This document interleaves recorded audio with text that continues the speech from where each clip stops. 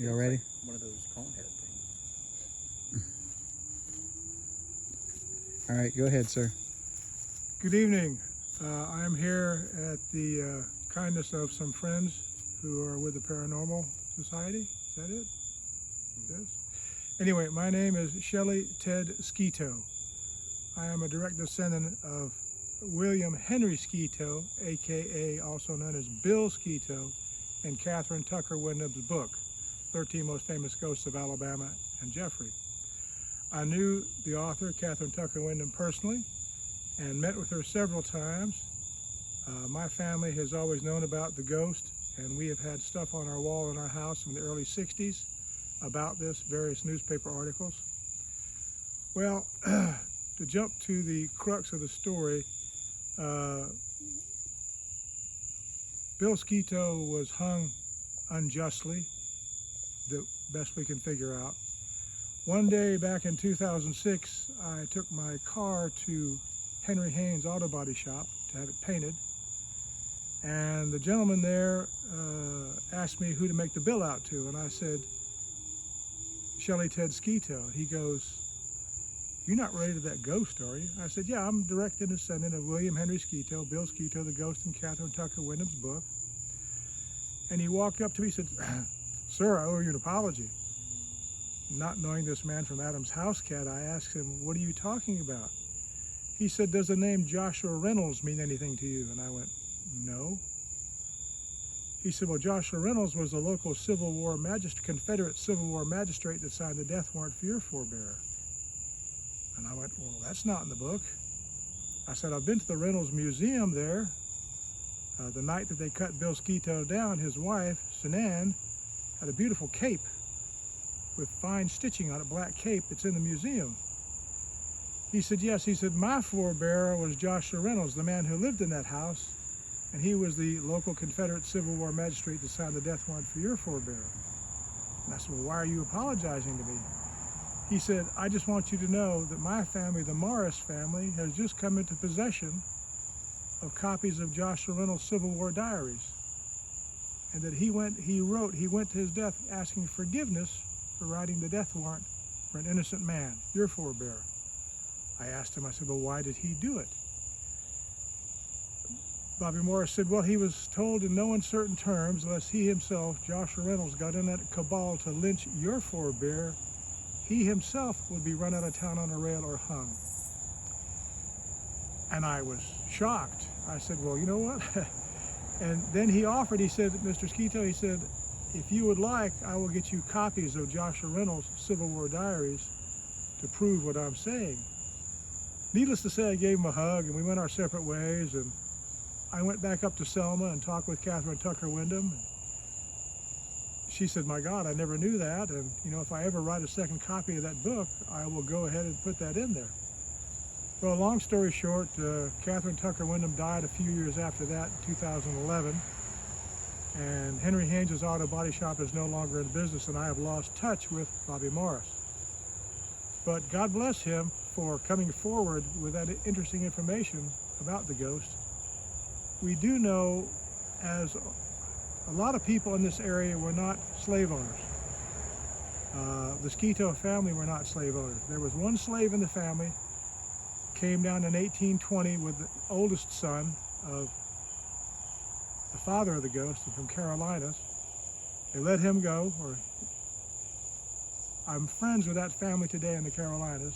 The second son sold 200 acres along the Tomahawk Branch in Darlington. The first son came down in 1820, sold 200 acres, came down with the slave, Joshua Skeeters. And then they let him go. The second son came down in 1830. He sold 200 acres along the Tomahawk Branch, came down here, no slaves.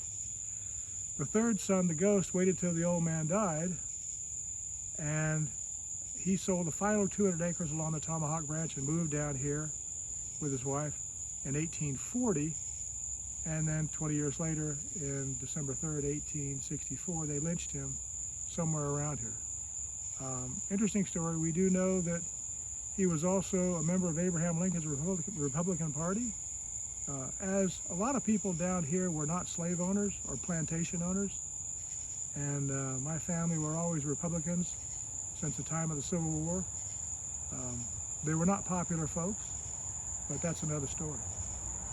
But anyway, I hope you all have enjoyed this. And if any one of you know or can find Mr. Bobby Robert Morris, who is a descendant of Joshua Reynolds, please let us know, because I would love to meet up with him once again and give him a hug here.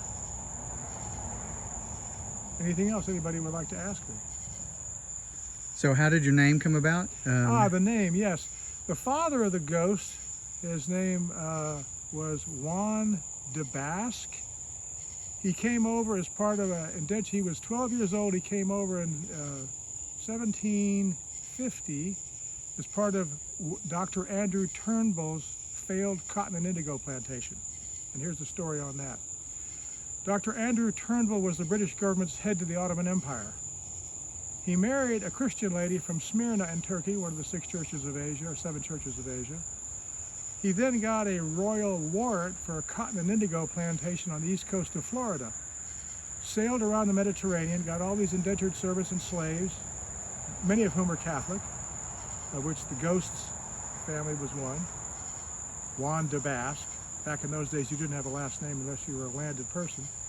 So he comes as part of this cotton and indigo plantation, and they land at New Smyrna Beach in Florida. Dr. Andrew Turnbull names New Smyrna Beach in honor of his wife, who is from Smyrna in Turkey. And New Smyrna Beach sits at the head of the Mosquito Lagoon, Laguna de Mosquitas. The land was terrible for growing cotton and the indigo plant used to make the royal purple dyes. So it was a terrible failure, a lot of malaria. So during the American Revolutionary War, the English governor of Florida sends half of these colonists to fight the colonials in the Carolinas, where most of the heavy fighting happened during the American Revolutionary War. A lot of them deserted, including the father of the ghost. He deserted the Brits and fought for General Bradley in the Carolinas, one of Washington's men in the Carolinas.